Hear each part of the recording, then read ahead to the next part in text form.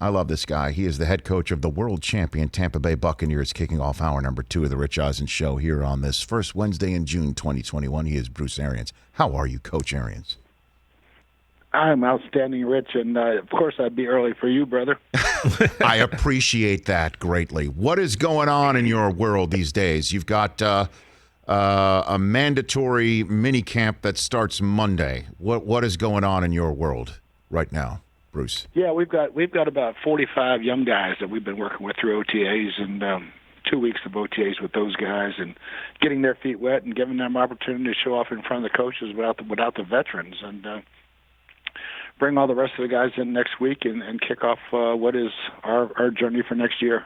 Well, there's been a lot of conversation specifically with your team about who's showing up, who's not, who's there, who wants to be there but isn't going to be there because of whatever is going on with the Players Association and the NFL writ large. What has been your approach to your veteran players who you want to be there but may not want to be there? And what has been your approach this non-playing season, 2021? Yeah, basically, Rich, what I told the 28, 31 guys that played the most time last year, 80% of the time, I don't need you. Don't need you here. I need you in shape. Need to do all your Zoom meetings and refresh your, go look at all the mistakes and stuff. But I won't need you here physically until mini camp. And the rest of the guys, we've missed 3 years of young player development, with the pandemic, last year's rookies, the year before, guys didn't make it in. So we need this rookie development time and young player development time. So if you're a new player here, or if you didn't play, if you're on a practice squad or 20% or less last year, you're here practicing. And so, however, you did give the facility over to Brady and other veterans to work out there, but no coaches there, right? That happened? Kind of leased it out in a way? They were throwing over Yankee Stadium, and we've got 3 fields here, and I talked to them. Look, guys, you can do what you want to do over here, and if one of you get hurt, you're covered. Mm-hmm. All right, I don't want to happen a Jawan James or Hamilton to happen to Denver, guys getting hurt off site. And so, bring them over here, throw over here. Now, it's different. That's a phase 2 day where we can do that. On OTA day, there's different rules as far as how much time we're allowed on the field. So they'll do that again this week, and then we'll kick it off next week. So basically, like last year when the pandemic was full rage, first blush, it was new to everybody. And Brady was working out with some of the players in a local park. He upgraded to the Yankee Stadium facility there in Tampa. And you're like, hey, we got our own spot here. Just come on in and you do what you want to do. And nobody was there from team coaching? Like, you didn't have like a... No. I left town. I went to the lake. You went to, okay. So I was going to say, like, there's no like hiding spot where you were behind like a tackling sledder? I told our coaches I don't want anybody out there, and I literally was out of town, and so I heard they had a really good workout, and Tom checks in every week, and so it's been a really good off season for those guys. I'm a little more concerned about our defensive backs because they're not doing what the offensive receivers and quarterbacks are doing. Okay, well, we'll get to that in a second. I got Bruce Arians here on the Rich Eisen Show. When you say Tom checks in every week, what do you mean? What can you reveal about the check-in process? How's he feeling? Biggest thing is how's the knee. Mm-hmm. He doesn't have a golf game right now, so it's not about his golf game, but it's just checking in on him, how he's feeling, what he's doing, what his plan was for the week, and who he got. Mike Evans was in this week, and a few other guys. So I'm always in touch with him. Is that by text, by Zoom, by what a phone call? Mostly by text, FaceTime. Tom likes to FaceTime. I'm not a FaceTimer, but. No, why aren't you a FaceTimer? I mean, you're a grandfather. I do that with my grandkids. It's called Portal, so I do that all the time. Okay. All right, I do that all the time. I mean, but I know Tom's not old enough to be your grandchild, but I mean, but he's kind of like one of your most important football kids in a way, Bruce, right? Oh yeah, no, definitely. Okay. So, yeah, actually, a funny story, Rich. My son Jake. Yep. And Tom were at the combine together.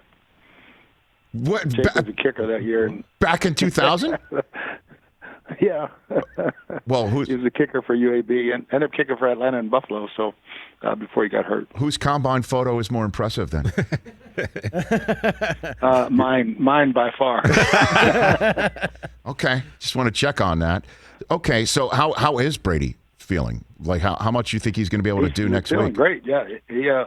I got to see that myself and talk to the doctors, but I don't think I'm going to let anybody chase him around. He'll probably do 7-on-7 and some other stuff, and just see how he feels. Okay, because I did see a quote that you say he'll do more coaching. What did you mean by that? Yeah. What do you mean well, by that, Bruce? He's going to he'll get every rep mentally, and sometimes if you're standing back there coaching whoever's in there, you're getting just as much out of it as he is without doing the physical work. Mm-hmm. Did you have a conversation with Tom before the draft about because I spoke to Jason Light about this, and I'm so fascinated by relationships with coaches and GOAT quarterbacks. As you know, there's front office and GOAT quarterbacks. As you know, there's something going on in the state of Wisconsin these days. Did you have a chat with Tom before the draft about possibly drafting somebody at his position? Oh yeah, we talked about the whole thing. What we're thinking, and he's so super interested in all that stuff too. So, I mean, yeah, we had a number of conversations, and as we got closer and closer, say, hey, check this guy out, mm-hmm. and see if you like him, and so it. Yeah, we have a great relationship that way. Well, I mean, check which. I think that's imperative. No, of course. Well, check which guy out, like for weapon. A couple of receivers. Okay. Look at these receivers and see if there's something that you like, and I'll critique your ability to critique receivers. How'd he do? He did great. Yeah, there's certain things he likes. He likes really good, big, fast guys. You know what? So do you, right? I mean, that kind of dovetails. At least you guys have similar likes right there. And so, all right. And in terms of with Brady and coaching people up, when you say coaching during the mini camp, you just let him. You let him go. Let it just be him. Let him be 12, and you just sit back and just reap the benefits. That's your basic approach. That's what he's doing when he's practicing anyway. Whether he's in there, somebody else might be getting a rep, and he'll see something and he'll grab the guy, especially a young player. That's the one thing I didn't know about Tom, not having him. But once he got here, it's like he is an unbelievable teammate. He really gravitates to these young guys and tries to help them on and off the field. Bruce Arians here on the Rich Eisen Show. When you said he didn't have a golf game, you do know he's got one against Aaron Rodgers with Phil Mickelson against Bryson DeChambeau. You did pick up on that, right, last week? Did you see that? I did, but I know he's not swinging yet, and he's gonna have to have a crash. He made a bunch of golf balls before that thing. Well, that's something of interest. I don't. Did you see again, Bruce? I don't know. People might bring it to your attention. I know you are. On social media, did you see Brady go at Rodgers? Beautiful. See, you did see him say to tell DeChambeau better get used to laying up because we know Rodgers isn't going for it. Did you see that one, Bruce? I did. Yes, I did. Okay. Yes, I did. Does that get I can't comment on that. Come on, Bruce. Because that's he's looking for the biscuit with that risket right there, right? Oh yeah, always, baby. Yes, indeed. I was about to ask if that got the blue check mark from the coach, that sort of comment at all. Yeah, that was a good one. Yeah, I like it. Okay. So, all right. So I can't believe I'm getting Bruce Arians golf updates on Tom Brady from the head coach, but that is certainly of importance. Okay. So now let's get to the defense. What is your concern about your defense right here, top of June, going into next week's mandatory camp? It's easy for a quarterback to grab the tight ends, receivers, running backs, and they go start working routes and concepts and getting some details. it's not as easy for DBs to get together and run through coverages without anybody to do it against. And, I think last year during the pandemic, they did do some stuff like that on their own. This year they haven't yet, but we'll get a dose of it next week.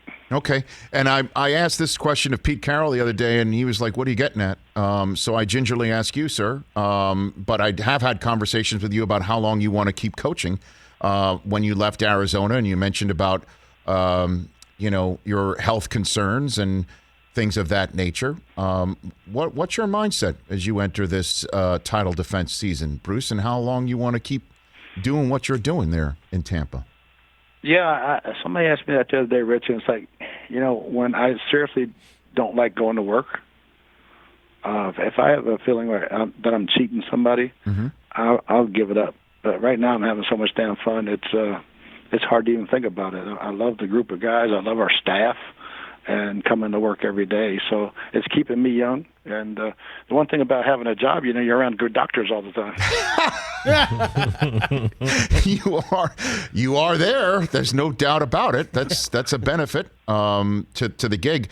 And I know that you last time you chatted, you and your wife are going to celebrate your golden anniversary. I believe that's next week, right? June 12th. That was the last time. Yeah, June 12th. June 12th. Okay. It's hard to believe, but. I have a little party on 13th. We're going to have the party on Sunday night. Okay. And so your wife, everybody's the Team Arians, as I saw front and center for your charity event this season. You're all on board. You still coaching and being there every single day, and everybody's still rowing in the same direction on that front, right? Oh, definitely. Jake's my agent, and he's not letting me quit. So, it is. It's the foundation event went off unbelievable. I hope it gets bigger and better next year. And our family is we're enjoying the ride right now. I bet you are. And before I let you go, then Leftwich and Todd Bowles did not get a head coaching gig based off of winning the Super Bowl. Do you think this could be your last year having both of them on your sideline, Bruce? Like, what is your take on hiring in the NFL and having those guys maybe for just potentially another year, Bruce? Yeah, I think, Rich, had the hiring process been after the Super Bowl, they'd have both got jobs, and for the jobs they did. And I wouldn't doubt they would both have opportunities next year for sure. And, my job is to have the next guys ready, as the next guy's ready for coordinators and the next guy's ready to be assistant coaches. So I love that part of the process. Because I know Leftwich is your hand-picked play caller, and you personally hand-picked him, right? I mean, you kind of years ago you went up to him and say, "You are coaching." Like, I don't want to hear it, right? I mean, like, isn't that the story in a way? Took me about 3 years to get him off the couch, but once he got off the couch, that hook went in deep. He's hooked for life. Right. I mean, and so, but he is the guy I know that you count on to call the plays and be sort of your id in a way out there on the field calling plays in real time, and that's important in a manner to keep you head coach, I imagine, Bruce. Right? Yeah, a bunch, definitely, Rich. We'll see what happens if that were to occur. Whether I would. I've got enough capable people here to do it. Right. But I might want to call the plays, but not necessarily be the offensive coordinator. So we'll see how that all works. But I would hate to lose him, but then I'd be really happy for him. I bet.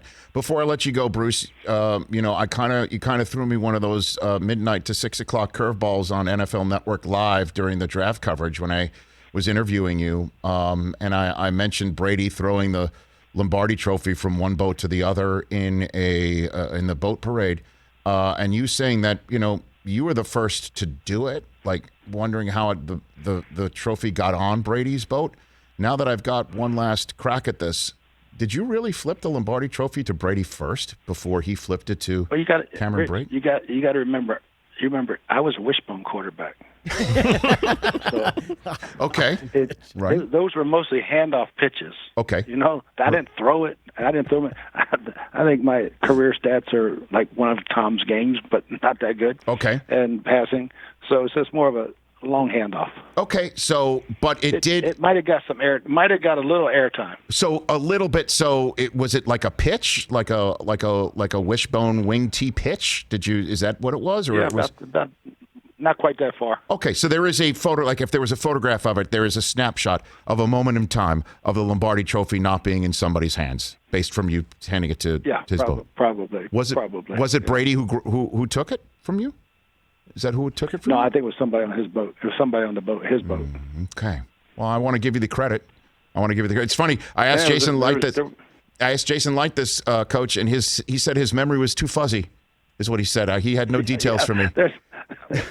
I'm still a little fuzzy myself. Coach, thanks for the time. Enjoy the mandatory mini camp and getting your guys all back together, and then at the end of the week, enjoying the 50th with your wife. Congrats on all that. I appreciate it, Rich. Thanks, brother. Let's catch up again soon. That's Bruce Arians, head coach of the Tampa Bay Buccaneers. Hey, you watched all the way to the end. Thanks for that. Watch more right here.